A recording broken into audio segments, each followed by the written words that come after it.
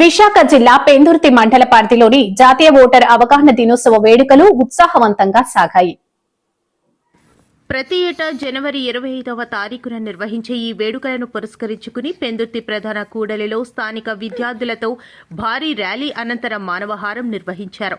ఈ సందర్భంగా పెందుర్తి ప్రభుత్వ ఉన్నత పాఠశాల ప్రాంగణంలో ఏర్పాటు చేసిన సభా కార్యక్రమం నందు ఎలక్షన్ వీఆర్ఓ శైలజ మాట్లాడుతూ ఓటు హక్కు ప్రాధాన్యత గురించి వివరించారు. అనంతరం సీనియర్ ఓటర్లను వివిధ అంశాలలో ప్రతిభ కనబరిచిన వారికి సత్కార కార్యక్రమాన్ని నిర్వహించారు. ఈ కార్యక్రమంలో పబ్లిక్ ప్రాసిక్యూటర్, పెందుర్తి తహసీల్దార్ వెంకట అప్పారావు, పాఠశాల ప్రధానోపాధ్యాయులు, వీఆర్ఓలు రమేష్ నాయుడు, కన్నారావు, నక్క సాయి తదితరులు పాల్గొన్నారు. పుస్తకానికి మించిన ఫ్రెండ్ లేడు, పుస్తకానికి మించిన మార్గదర్శి లేదు. పుస్తకాలు చదవడం ద్వారా లోకజ్ఞానం చాలా పెరుగుతుంది, మానవ సంబంధాలు తెలుస్తాయి. సమాజం ఎలా ఉండేది, గతంలో సమాజం ఎలా ఉండేది, ఇప్పుడు సమాజం మనం ఎలా ఉండాలి, వాటితో పాటు మనం ఎలా ఉండాలి, ఎప్పుడు మారాలి, ఎలాంటి పరిస్థితుల్లో మనల్ని మనం మార్చుకోవాలి, ఇలాంటి విషయాలన్నీ కూడా పుస్తకాల ద్వారా తెలుస్తాయి. బుక్ రీడింగ్ చాలా చాలా మంచి అలవాటు. ఎవరైనా చదువుతారండి? చదువుతారు ఉండేవి మంచి కలర్ఫుల్ పిక్చర్స్ చదవండి, దయచేసి అన్నీ తెలుసుకోండి, అన్నిటి పట్ల అవగాహన పెంచుకోండి.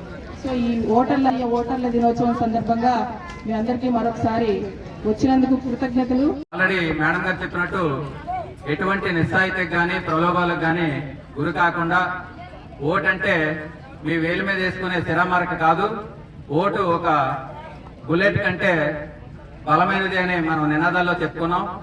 ఆ రకంగా మీరు ఓటు యొక్క ప్రాముఖ్యతని తెలుసుకొని మంచి నాయకుడిని, దేశాన్ని అభివృద్ధి చెందించేటట్టు, అదేవిధంగా మన రాష్ట్రాన్ని అన్ని రాష్ట్రాల్లోని కూడా ఈ ఓటు హక్కు కల్పించుకొని ఈ ఓటు హక్కు ద్వారా దేశ నాయకుడిని ఎన్నుకుంటాం. మనం ఈ దేశానికి మంచి నాయకుడు ఉన్నట్లయితేనే ఆ దేశం అభివృద్ధి చెందుతుంది. మేడం గారు చాలా విషయాలు చెప్పారు మీకు. బ్రిటిష్ వాళ్ళ పరిపాలనలో ఓటు హక్కు ఉండేది, మహిళలకు ఓటు హక్కు లేదని. మొట్టమొదటిగా ప్రపంచంలో మహిళలకు ఓటు హక్కు కల్పించిన దేశం న్యూజిలాండ్ దేశం. మీకు ప్రపంచ పటంలో తెలుసు న్యూజిలాండ్ అనే దేశాన్ని. అదేవిధంగా మన దేశంలో 1935లో కల్పించారు. అది కూడా ఎవరికైతే భారతీయులకు ఓటు ఉంటుందో, ఓటు కొనుక్కునేవారు భారతీయులందరూ కూడా ఆ భారతీయుల ఓటు హక్కును ఎవరైతే వినియోగించుకుంటున్నారో అటువంటి భారతీయులను వివాహం ఆడిన మహిళలకు మాత్రమే ఓటు హక్కు ఇచ్చారు ఫస్ట్ బ్రిటిష్ వాళ్ళు. మనకి